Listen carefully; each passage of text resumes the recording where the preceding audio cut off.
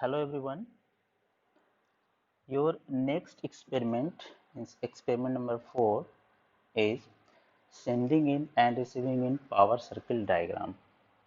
This is basically the power circle diagram for a transmission line, right?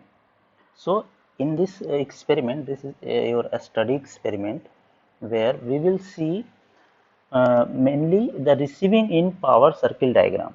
We will draw that diagram based on the given equation that we will get and during the derivation, right? So let's start. This is your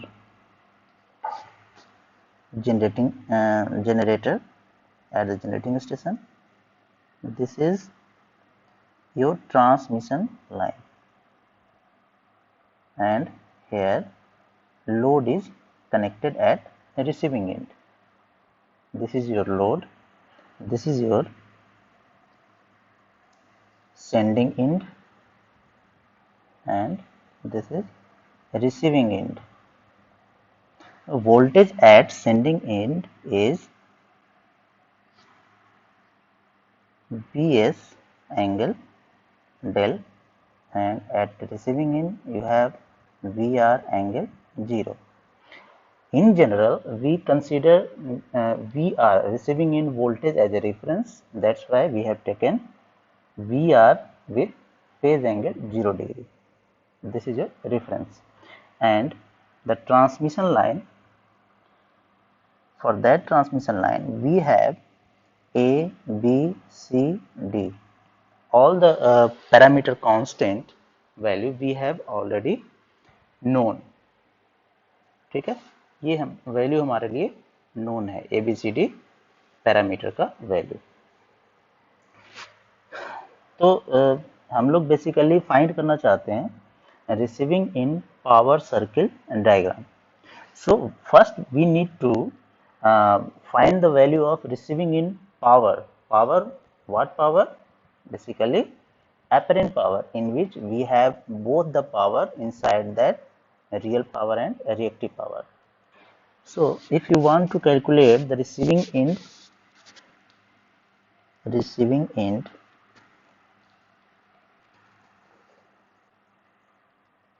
apparent power,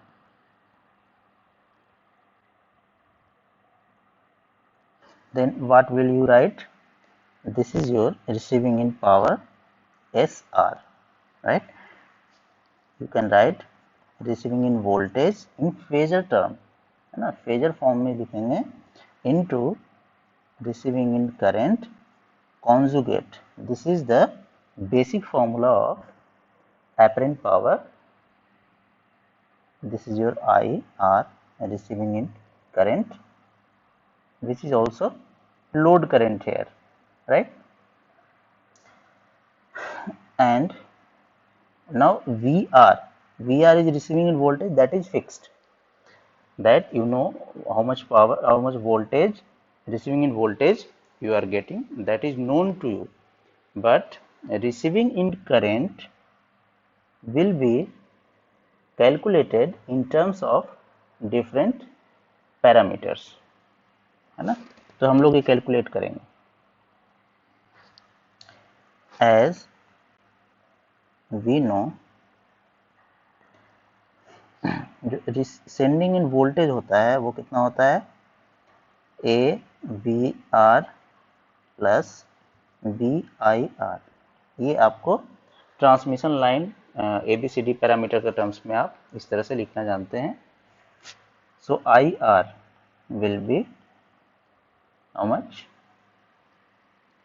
1 by B VS minus A by B BR. Here A, B, C, D all are phasor quantity in which we have both magnitude and phase angle. ठीक है, तो ये हो गया I R का value. Here A जो है उसको हम लोग लिख सकते हैं angle alpha, B is mod B angle beta, ठीक है, एंड सी तो है ही नहीं इसमें, तो सी के लिए हम फोकस नहीं करेंगे, and A equal to D, ठीक है। तो ये हमारे पास है। तो यहां से आई आर का वैल्यू कितना होगा बताइए, in magnitude and phase angle. So you can write Vs magnitude by magnitude of B, और एंगल कितना हो जाएगा, Vs का एंगल डेल माइनस B का एंगल बीटा, ये हमने इसको लिखा है। Similarly you can write this term also, कितना हो जाएगा, minus mod A bye mod B, और वी आर का मैग्नीट्यूड एंड एंगल कितना हो जाएगा, वी आर का एंगल है 0, सो ए का एंगल माइनस बी का angle, this will be your I R, ठीक है। और आपको लिखना है क्या, आई आर कॉन्जुगेट। तो कॉन्जुगेट कैसे हम लोग लिखते हैं, अगर आई आर कॉन्जुगेट करना है तो ये एंगल क्या हो जाएगा, माइनस साइन के साथ दोनों आ जाएगा, ये होता है conjugate. So you can write SR will be equal to VR, VR को हम लोग क्या लिखेंगे, मॉड VR, और एंगल तो 0 है इसका, है ना, आई आर कॉन्जुगेट। अब कॉन्जुगेट जब करेंगे आप तो क्या आपके पास यहाँ पर बनेगा, VS बाई मॉड B, और एंगल अब ये हो जाएगा बीटा माइनस डेल्टा, है ना, minus mod A by mod B mod VR, and this is your angle beta minus alpha, minus sine लगा दिया हमने, ठीक है। तो यहाँ से जो एस आर का वैल्यू हो गया वो हो गया V S V R by mod B angle beta minus delta minus mod A V R square हो जाएगा, यहाँ भी वी आर है, यहाँ भी वी आर है, mod B into angle beta minus alpha. So this is your total apparent power received at receiving end, ठीक है। ये ट्रांसमिशन लाइन से होते हुए रिसीविंग एंड तक इतना पावर पहुंचेगा आपके पास। तो अब बता सकते हैं कि रियल पावर इसमें कितना है, रिएक्टिव पावर कितना है, रियल पावर पी आर, है ना, पी आर कितना हो जाएगा, क्या हम लोग करेंगे, एंगल को कॉस के साथ लिख देंगे तो रियल पावर, और एंगल को साइन के साथ लिखेंगे तो reactive power. So this is your V S V R by mod B cos of beta minus delta minus mod A V R square by mod B into cos of beta minus alpha. This is your real power. Similarly, reactive power कितना हो जाएगा, Q R, इसको लिखेंगे हम लोग sine के साथ, mod B and sine of beta minus delta minus mod A V R square by mod B sine of beta minus alpha.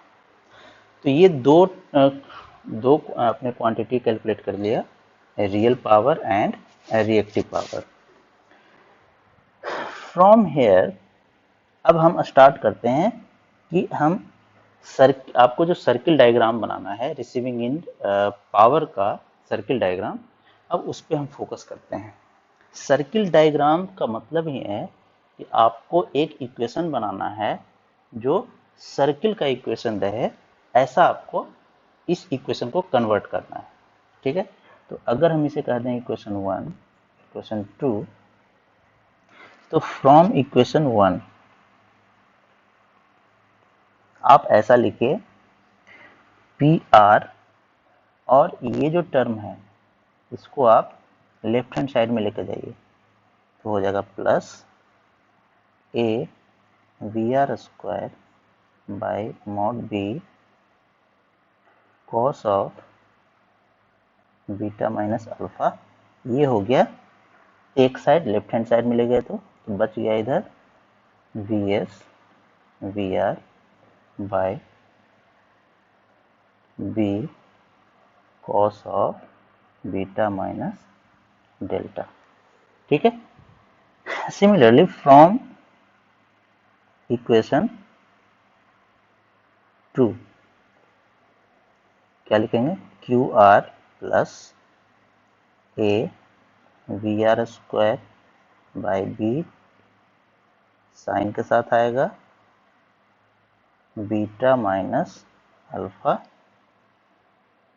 Is equal to B S V R by mod B, और ये भी sine आएगा beta minus delta. This is equation number 3 and 4। ठीक है। अब हम क्या करेंगे कि इक्वेशन 3 और इक्वेशन 4 इन दोनों को स्क्वायर करके हम सम कर देंगे। अप्लाई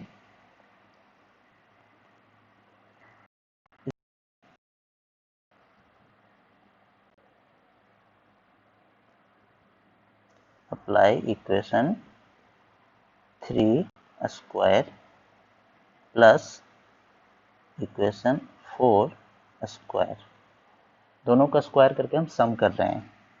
तो कितना मिलेगा हमें, P R plus A V R square by mod B cos of beta minus alpha, ये स्क्वायर हो गया, plus Q R plus A V R square by B sine of beta minus alpha square is equal to, अब जब इसे square करेंगे और इसे square करेंगे और दोनों को जोड़ेंगे तो sine square theta plus cos square theta है ना, ये दोनों रह जाएगा और ये वाला टर्म जो है वो कॉमन हो जाएगा दोनों में। तो क्या बचेगा हमारे पास, सिंपली ये वाला टर्म बच जाएगा V S V R by B whole square, है ना, यही टर्म हमारे पास बचेगा स्क्वायर। अब ये जो इक्वेशन 5 हमने बनाया है सपोज, अब इस इक्वेशन को अगर आप ऑब्जर्व करें कि क्या है ये इक्वेशन, तो आपको थोड़ा सा इस पे फोकस करना पड़ेगा। अगर हम कहें let P R and Q R on X axis and Y axis respectively, ठीक है, पी आर रियल पावर को एक्स एक्सिस पे, रिएक्टिव पावर को वाई एक्सिस पे, अगर हम ऐसा लेते हैं और एक हम डायग्राम बनाएंगे। अब इसका मतलब है कि ये जो पी आर है उसको हम एक्स कंसीडर कर सकते हैं, क्यू आर को वाई कर सकते हैं कंसीडर। तो अगर ऐसा करते हैं तो आप इक्वेशन क्या लिख सकते हैं, इसको देखिए ध्यान से, ये है सम x plus C1 square y plus C2 square equal to R square. This is the standard form of equation of radius, sorry equation of circle, है ना, यही है x plus x1 square plus y प्लस y1 square, है ना, equal to R square. तो ये एक सर्किल का स्टैंडर्ड इक्वेशन होता है।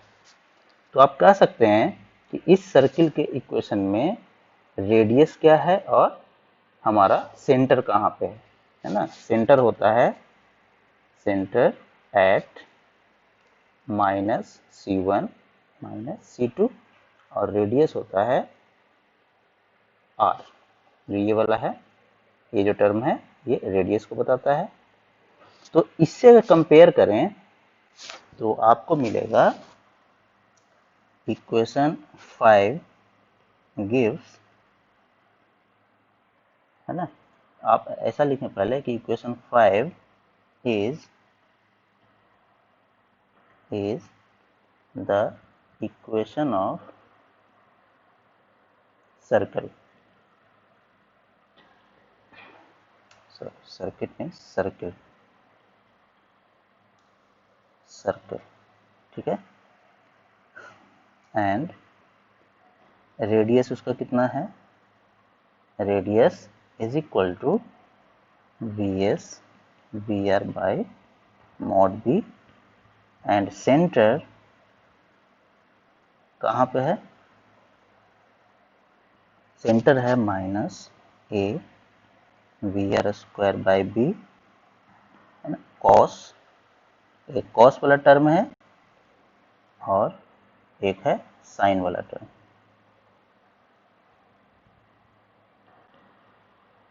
Sign of beta minus alpha. So this is your centre and radius of the circle, है ना, जो आपने सर्किल का इक्वेशन फाइंड किया है, ठीक है। तो अब हम देखेंगे इसके बाद कि इसमें हम इसका सर्किल डायग्राम कैसे बनाते हैं। ओके।